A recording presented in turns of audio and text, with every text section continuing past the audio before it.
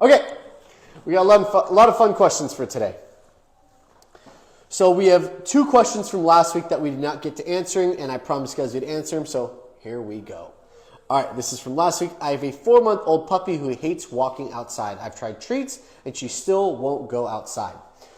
So a lot of the times that just means that the treats don't have enough leverage. A lot of times also though, I don't necessarily want to use treats. I want to use their kibble. I want to use their food. So in this situation, I would say either my puppy works for their kibble, works for their meal outside, or they don't eat their kibble and that becomes their meal that they skip. Most of the time it takes about maybe 2 days of them skipping every other meal and not walking outside for it before they eventually start eating the food. You want to get off? All right, go on. We have my old lady dog here today. She's 10. I think her hips were hurting her on the couch though. Oh, she left us a little treat though. Yay. Okay, so you need to build leverage. Instead of your dog eating from a bowl for the next week, I would only feed them from hand on your walks. So everything is motivated towards walking. If you take your dog for a walk and they don't want the kibble from your hand, you don't go for a walk, and they also just don't get the kibble. Also think about what you're doing on your walks. If your walks are all about them greeting people and saying hi to dogs, and you're finding that your dog is anchoring a lot, and 4 months old, I don't have a name, but if you find that your pup is anchoring a lot, then it could also be because they want to say hi to everyone.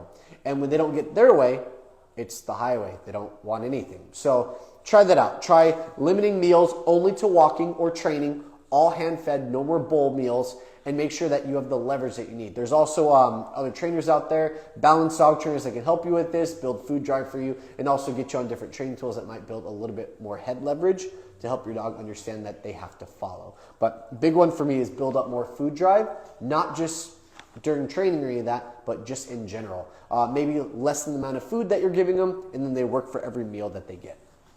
And it's okay to skip 2-3 meals in order to build that food drive as long as your puppy is of the proper weight. If you want to check if your puppy is the proper weight, look at take him to the vet, get him weighed, and there's a scale of 1 to 10, and most of the time I believe they should be at like a 6.8 on that scale, and that's the proper weight that they should be. If they're significantly lower, then you won't be able to do that, and come back next week and we can give you some more advice on that. And this is our second question from last week. 18-week-old male, Mini Aussie. Fear of car rides. Ouch, that can be really challenging. The puppy is crated during the car ride and is peeing and pooping in the crate while in the car. It doesn't matter if it's been taken out before we leave or not. I'm going to assume that when you take out your puppy, you're probably getting a potty, a pee, but you're not getting a poop from them. And if you are getting both, then we can kind of retackle that. But if you are getting the pee but not the poop, you probably do need to get a poop before you take them on that drive. But it's also okay to limit them. 18 weeks old is still pretty young, 4.5 months old. And does it say? No, it doesn't. So it doesn't say whether it's morning or night or just whenever it is, but you might even want to skip the previous meal before taking them on a car ride. So if you have an early morning and they need to be in the car by 8:30, skip breakfast and add a little bit extra to their lunch when you're finished with the car ride. Empty out the bowels, empty out the stomach, and they don't have anything in there, less likely than having a poop accident, but that's just tackling the body. Let's tackle the brain. Why does your puppy pee and poop in the crate in the car, but not in the crate when they're at home? Because there's fear associated with it. So how do we work a dog down from being afraid?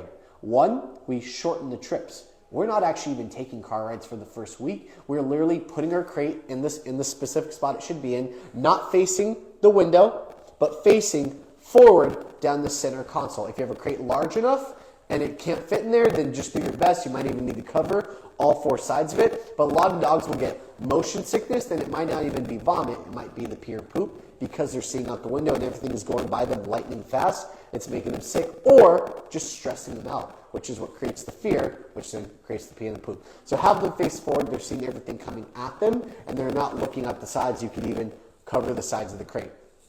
Also, don't take a long car drive in the beginning. Literally put them in the crate, keep the car parked, get in there, close the door. 5 minutes later, take them out, give them an opportunity to go potty, pee or poop. They go, awesome, put them back in. And again, you're not even driving anywhere yet. You're just literally spending a week not taking them places, putting them in the car for a prolonged period of time, and then taking them out. And a couple days in, you notice that they're starting to relax a little bit. They're not shaking. They're not pacing. They're not circling.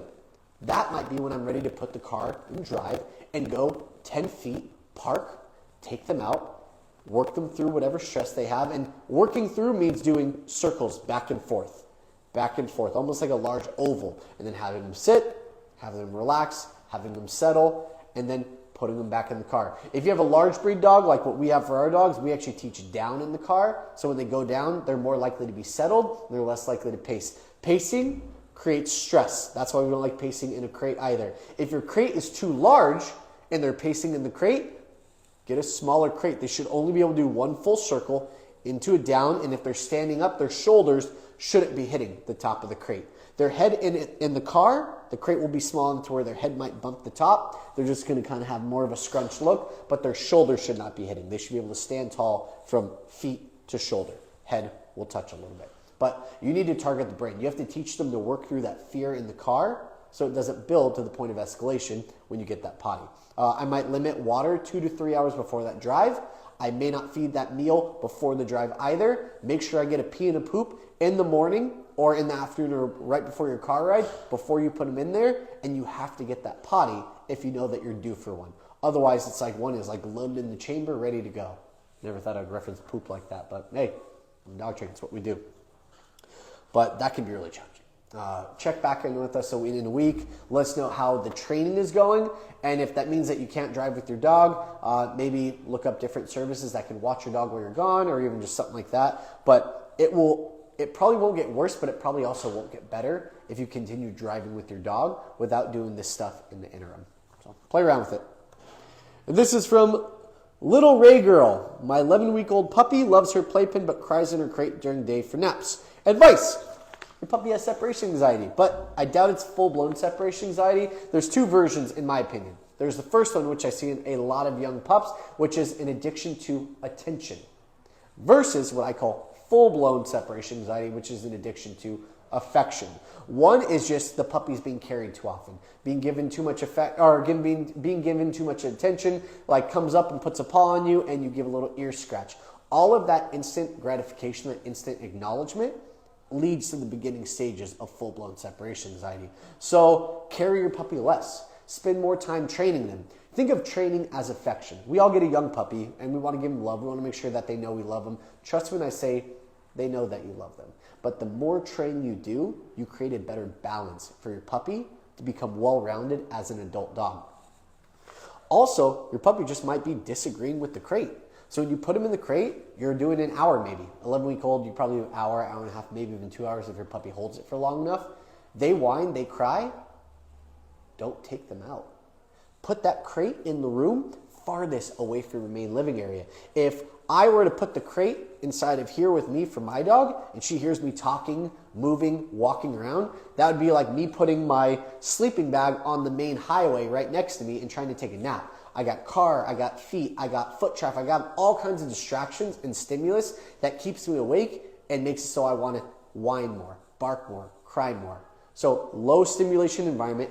Cover the crate with towels on 3 sides, the front that she sees out of, and both sides, and maybe put the back side of it against a wall. And if you have a really fluffy dog, you can put a fan pointing towards that wall so it kind of bounces into the crate, circulates the air out, and comes back out the other side. So you're just trying to circulate the air to keep the air fresh for her, and also so it doesn't get too hot or anything like that. Another thing is noise machine, like white noise machine. You could do a Friends soundtrack. YouTube has a 10-hour Friends soundtrack. That's got a couple ads, but even the ads don't really matter because it's just noise. And you're just trying to create stimulation for your puppy to listen to and glue themselves onto.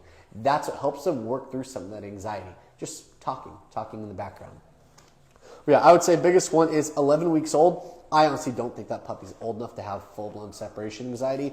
Too young, unless you got her when she was 5 weeks old and have been carrying her around everywhere since then.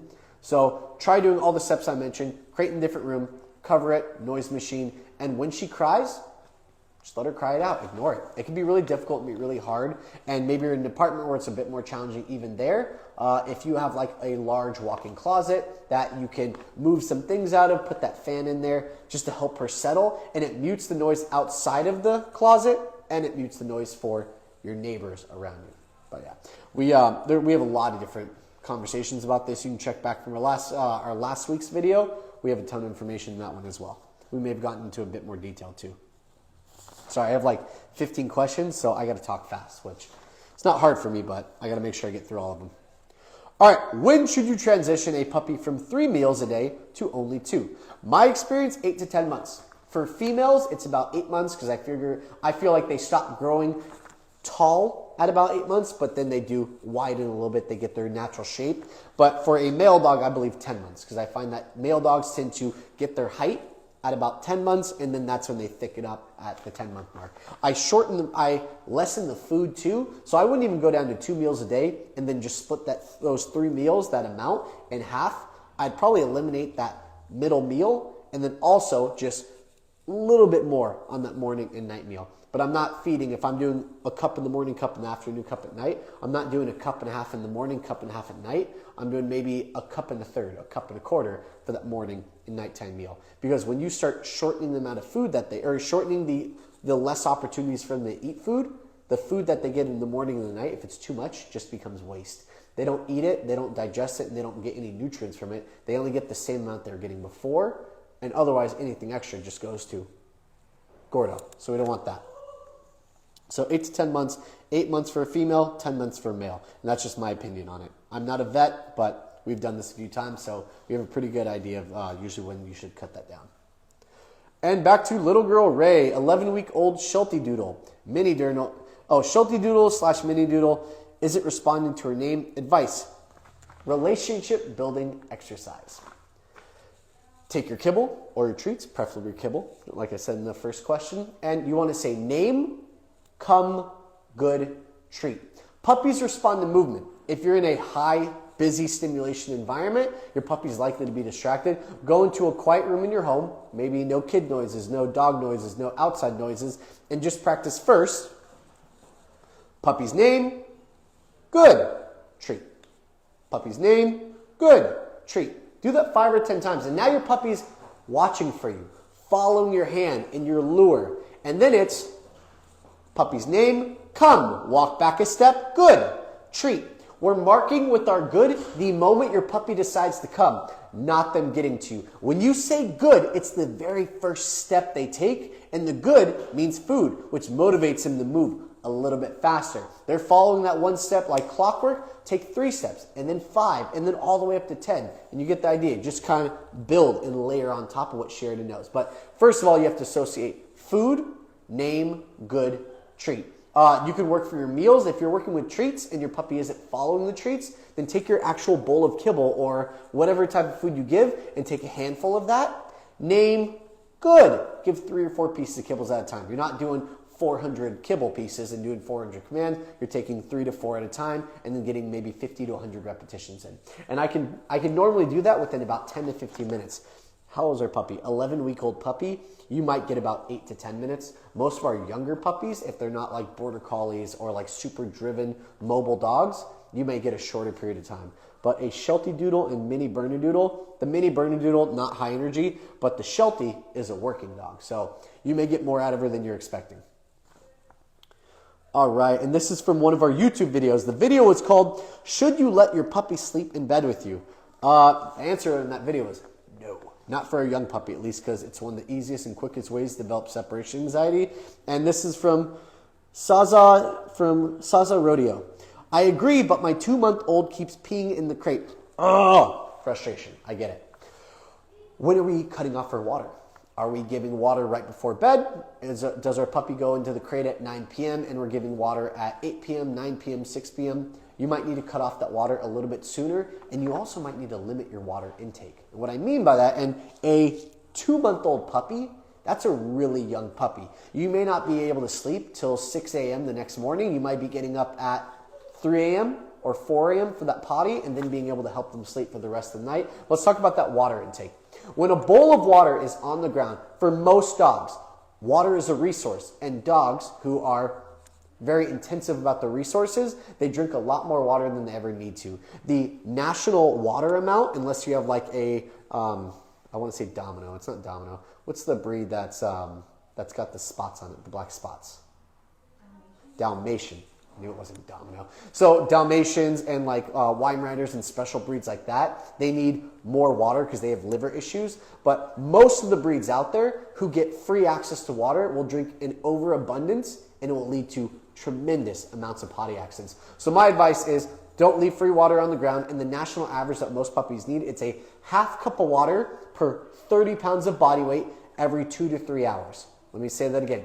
Half cup of water per 30 pounds of body weight every 2 to 3 hours. So you have a 15-pound dog, you're giving them a quarter cup of water every 2 to 3 hours. If you're getting a lot of accidents, then don't do the 2-hour mark, do the 3-hour mark. And you guys can even cut that down too.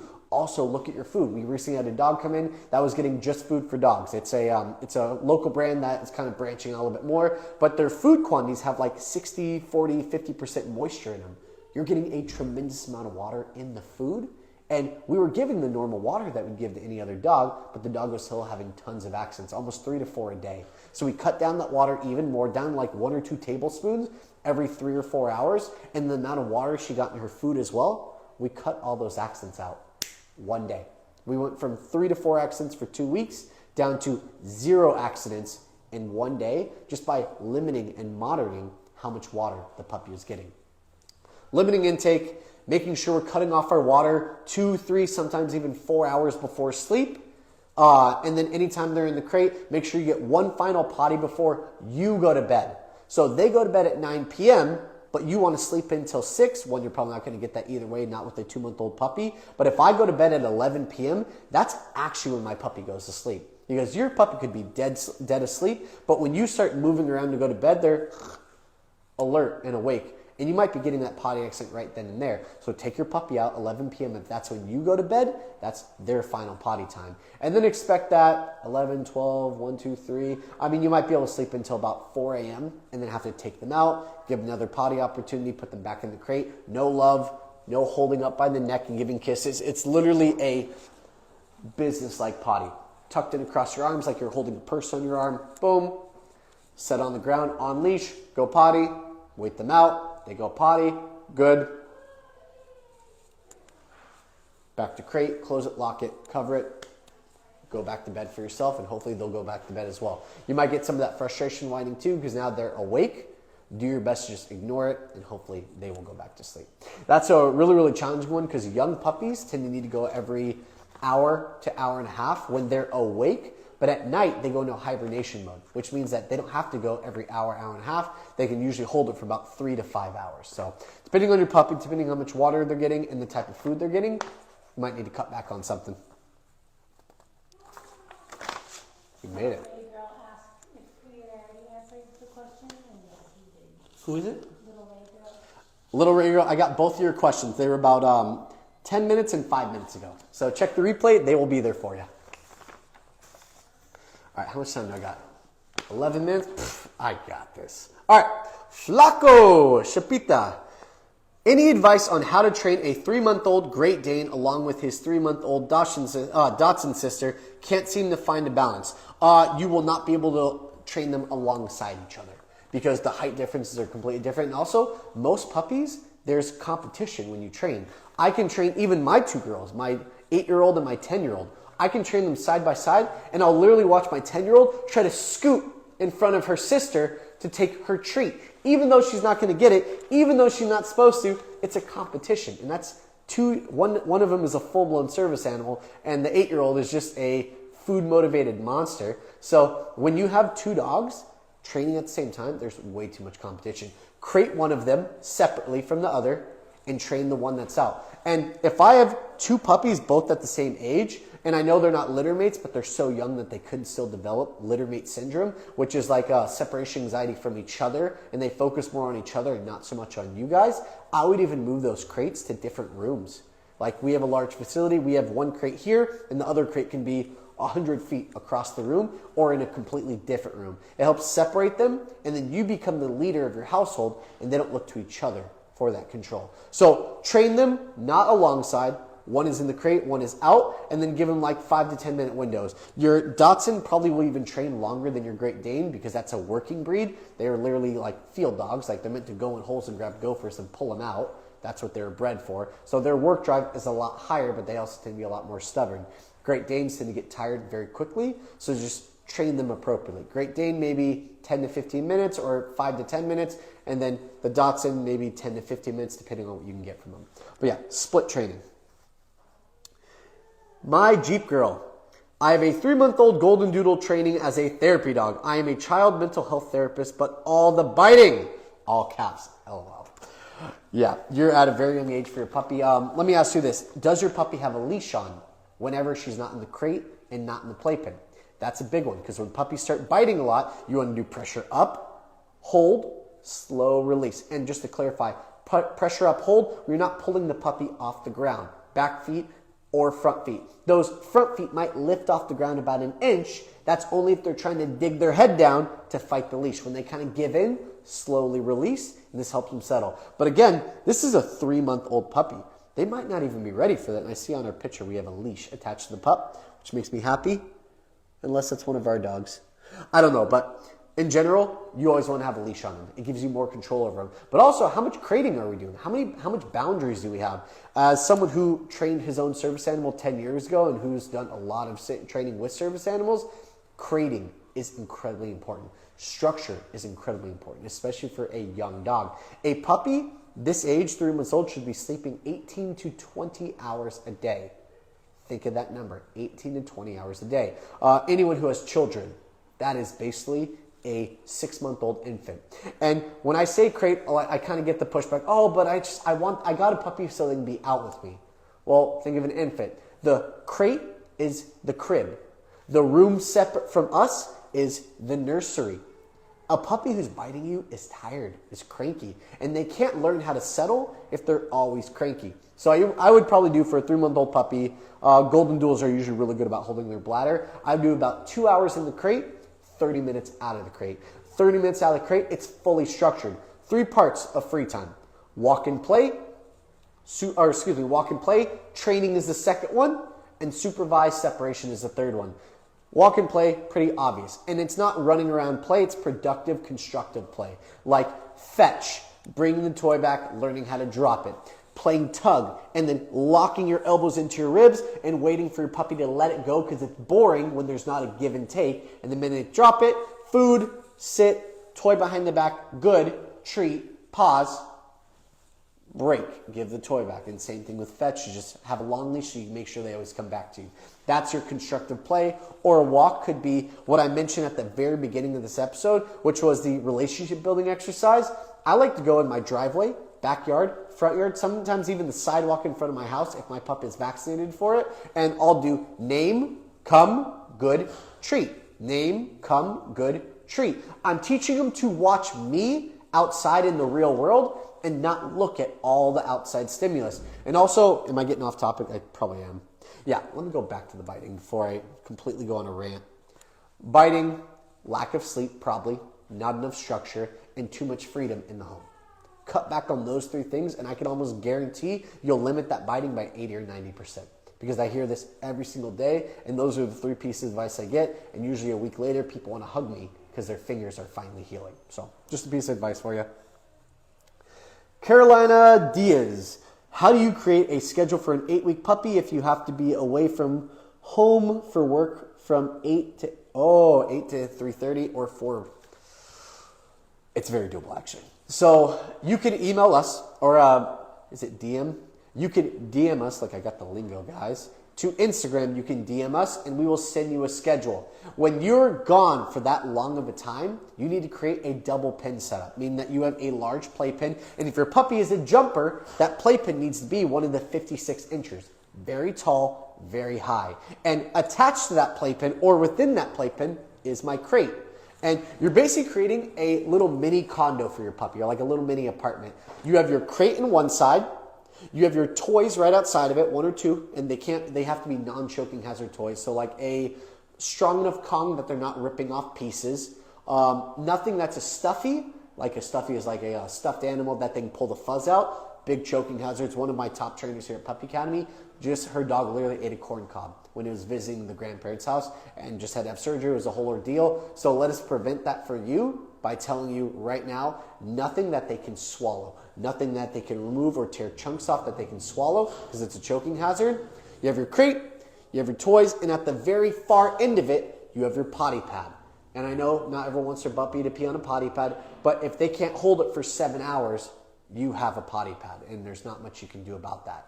And if they chew up the potty pad, well, then you guys might need to just do crating, hire a rover, hire a wag, someone that can come in your home. They're usually it's about a $10 or $15 service. They literally come in, take the puppy out, give them a chance to go potty, and put them back in the crate. My ideal setup would be that, but that can get a little bit pricey in the long run. So you could try the potty pad. They even have like little like holders for the potty pad that really anchors it down, so it's really hard for them to get a grip on it. And yeah, you just got to create like a little mini apartment. They also have other crate systems where it's like a large crate that has a crate part, and then it almost has like a separate part separated by a wall and a small little hole, like a doggy door, that they go out. And it leads to the second larger part of the crate. And that second larger part of the crate has the potty pad and all that kind of stuff in it. So it gives you a little bit of play around room.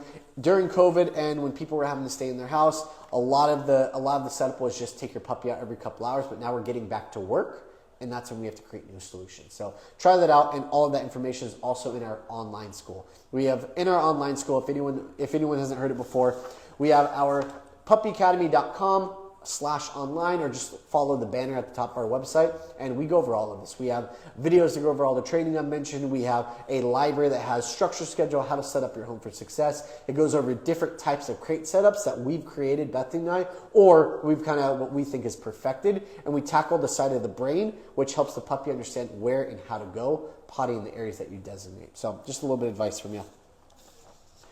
And we also have Apple user. Okay.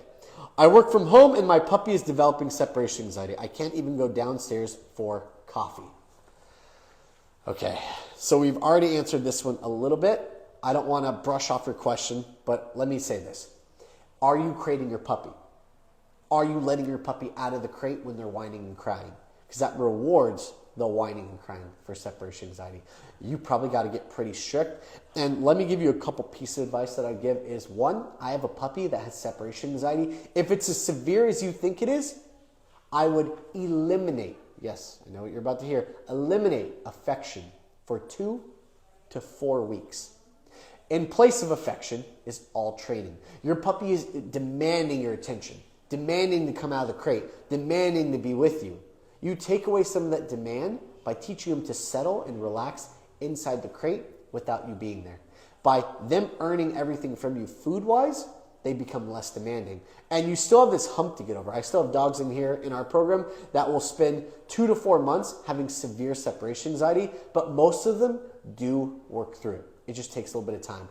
Be persistent. Don't let them out of the crate until your time is up. Eliminate most of the affection that you're giving, if not all of it, and they work every one of their meals hand-fed for training. It's not free food. It's grab a handful of kibble, dog's name, come, sit, down, good, give the handful of kibble. Or even just something as simple as food, eye contact, good, treat, or food, come, walk backwards, good, treat.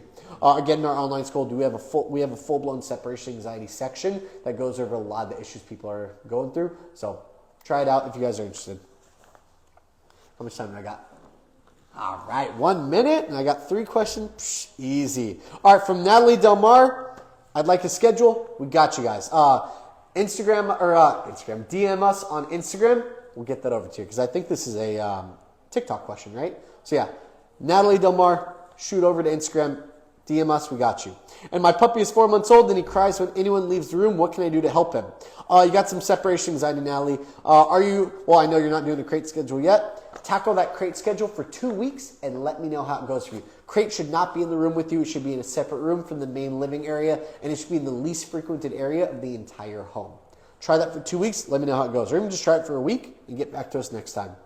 Bobby Terry, my rescue dog Luke refuses to go in crate if it has a door, and she will go in to put a bone in, but she won't lay down. Do you have any recommendations? Okay. Dog doesn't have a choice to go in the crate, whether it has a door or not. You have a dog that doesn't want to go in the crate, they're probably not going to voluntarily go in there, but you can use the leash, you can pick them up, and you can guide them as close as possible to the crate. Do I have an age? I don't have an age, so I can only give you my generic advice for young puppies, but it'd be more tailored to you if I had an age and a breed.